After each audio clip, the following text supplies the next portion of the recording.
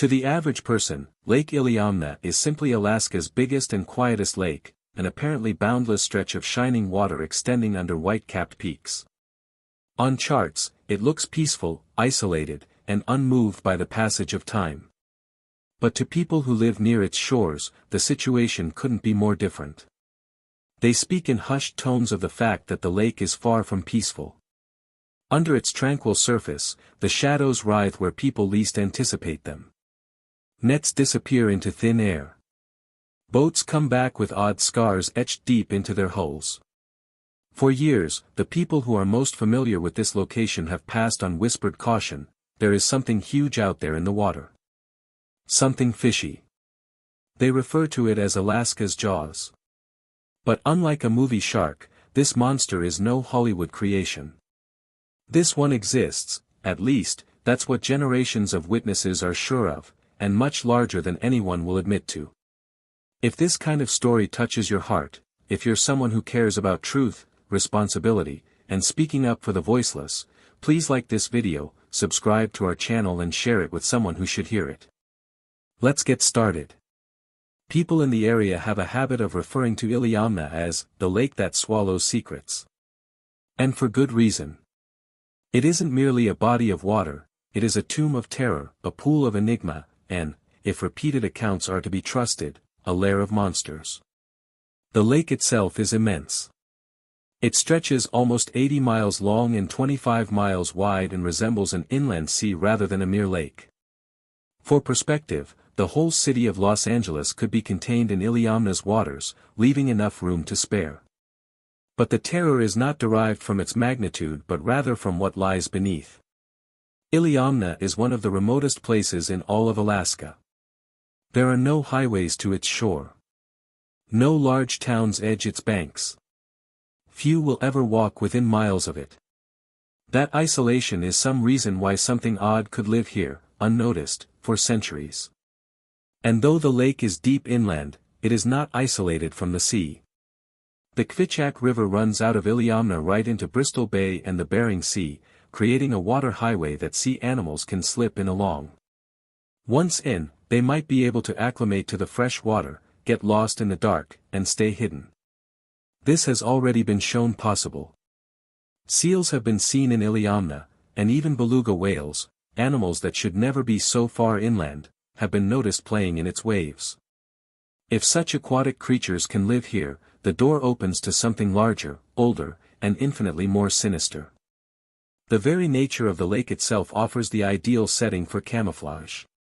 On the surface, the lake looks serene, but beneath it lies layered like a cake. Warm water rides on top of cool, heavy water. This separation, a thermocline, amounts to nothing to the undiscerning observer, but to something attempting to remain concealed. It is the difference between life and death. Light ceases below the thermocline, the visibility plunges to zero, and sonar pulses diminish. An animal might be 30 feet beneath the hull of an angler's boat, moving unseen, and no one on top would ever suspect. Locals tend to tell that the lake gulps down everything that goes into it. Implements, nets, even entire boats are told to disappear in it. The intrigue increases with Iliamna's incredible depth. In some places, the bottom drops more than 1,000 feet, as deep as the Empire State Building is tall. Picture a creature the length of a bus emerging from that chasm, gently nudging the bottom of a wooden fishing dory. No wonder locals in the area bestowed upon Iliamna its haunting nickname, the lake that swallows secrets. Centuries of aviators soaring over the ocean have seen shadows, giant, winging figures across the waves. Figures too large to be fish, too sluggish to be whales, and far too bizarre to brush aside. What could possibly inhabit this place? What could be so massive, so otherworldly, that even grizzled natives whisper horror stories of its existence? Even before pilots started reporting shadows or cameras were developed to pursue evidence, the indigenous people of Alaska already bore warnings about the fauna of Iliamna. The Tlingit shared stories of Gunakadite, a tremendous animal claimed to emerge from the water with such power that it would tip over canoes and pull men under. These were not jokes but teaching stories. Oldsters warned that when the water grew dark or rippled in calm windless weather, it was time to depart immediately. Those who did not heed the warning did not return. Further west, the Aleut warned of Jignook, fierce predators that hunted in packs, going around boats before attacking from beneath. Fishermen were instructed never to go out alone and to keep a sharp eye for unexpected ripples on the lake surface. In their carvings and songs, the Aleut spoke of bodies long and slender, with pointed fins and muscle sufficient to break into pieces a wooden boat. These cautionary tales, passed down by generations, depicted the lake as fertile and deadly. Salmon coursed thick through its currents, but killers waited, ready to claim life as readily as the lake produced it. When Russian fur traders came in the 1700s, intent on otter pelts, they also found something unexpected. They initially brushed off the indigenous stories as superstition. But their journals soon began to recount boats blasted by some unseen power, men pulled into the icy water never to be seen again. Picture the merchant piloting his wooden vessel over the calm surface at nightfall, and then sensing the abrupt jolt of something enormous grinding underneath him. The hull capsizes, gear disperses, and men disappear. Survivors came back traumatized, no longer joking about the village myths. What is striking is how similar these ancient descriptions are to present-day reports. Both detail metallic-colored bodies that shine in sunlight, animals traveling in groups, and boat attacks where there is no room for escape. Centuries away from one another, divided by culture and language, the tales fall into place in unsettling detail. The Aboriginal warnings, it seems, could have been early documents of experiences too chilling to disregard. One of the most legendary encounters occurred in 1942. Bush pilot Babe Allsworth took off that summer across Iliamna with government wildlife agent Bill Hammersley riding alongside. As their aircraft hummed across the big water, Allsworth spotted figures below. Initially he believed they were drifting logs. But as the plane turned, the figures shifted. They were living things. Together, he and Hammersley tallied well over a dozen huge creatures sliding under them. Each was almost as long as the wingspan of the plane. Their backs glinted in the sunlight like burnished metal, flashing silver as they swam in a line, not individually like fish, but organized, planned, almost sentient. Allsworth and Hammersley couldn't remain quiet when they sailed in. Allsworth was familiar with local myths, but this was no myth. He had witnessed it himself.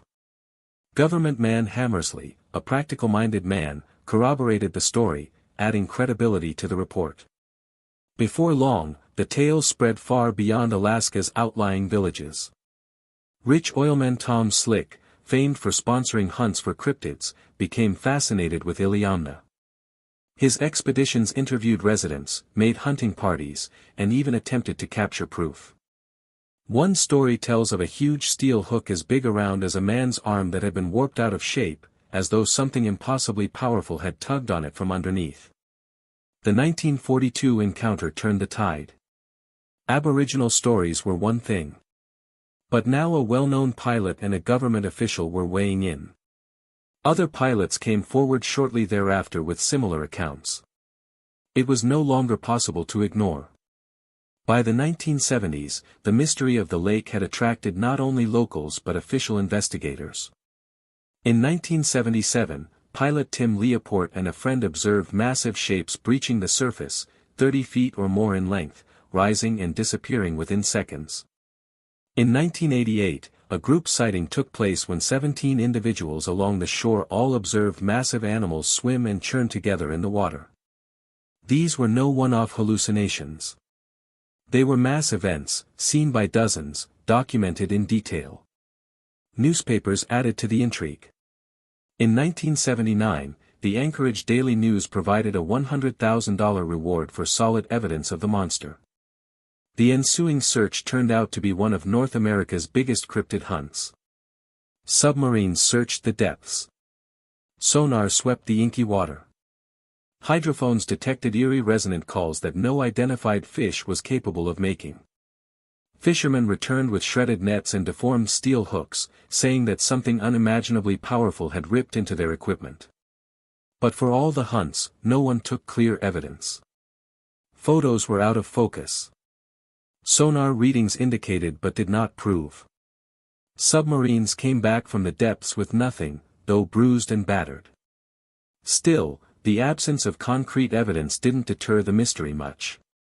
If anything, it made it even more profound. Recently, researchers have attempted to reach Iliamna with new technologies. Biologist Bruce Wright proposed the killer could be sleeper sharks, gigantic creatures with reputations for living centuries in cold water. They grow more than 20 feet long and live in darkness. The Kvichak River could also serve as an avenue for them into Iliamna. It's not unthinkable. But eyewitnesses tell of monstrosities 30, 40, even 60 feet long, shining like steel in the sun, cruising in disciplined packs, things no sleeper shark has ever done. Environmental DNA sampling has indicated the presence of fish and seals, but also unknown sequences that correspond to no known animal. Thermal imaging from planes has registered heat signals far too big to be seals or salmon, moving just under the water's surface. Seismographs have detected unusual rhythmic disturbances in the lake, as something immense appeared to be moving through the water. And still, after sonar sweeps, DNA sampling, and satellite shots, the enigma remains. Boats keep returning battered. Nets keep disappearing. In 2021, 2 divers investigating the lake's southern end went missing, their anchor lines cut clean through. Meanwhile, global warming is changing Iliamna. Melting permafrost, altered salmon migrations, and rising temperatures are pushing whatever is down deep closer to the surface. Sightings have mounted. Drones have picked up long, dark forms writhing under the surface. Satellites have detected ripples in vacant waters. Sonar teams keep taking readings of massive bodies moving and disappearing. The monsters, it appears, are breaking through more frequently, maybe driven into the open. Iliamna is not an isolated incident. Scotland's Loch Ness, Canada's Lake Okanagan and Agapogo, and Lake Champlain and Champ have the same legends, ancient beasts stalking immense bodies of freshwater. The parallels are dramatic. Are these all echoes of an old species, frozen and evolved in glacial lakes everywhere? If so, then Iliamna would be the best case so far.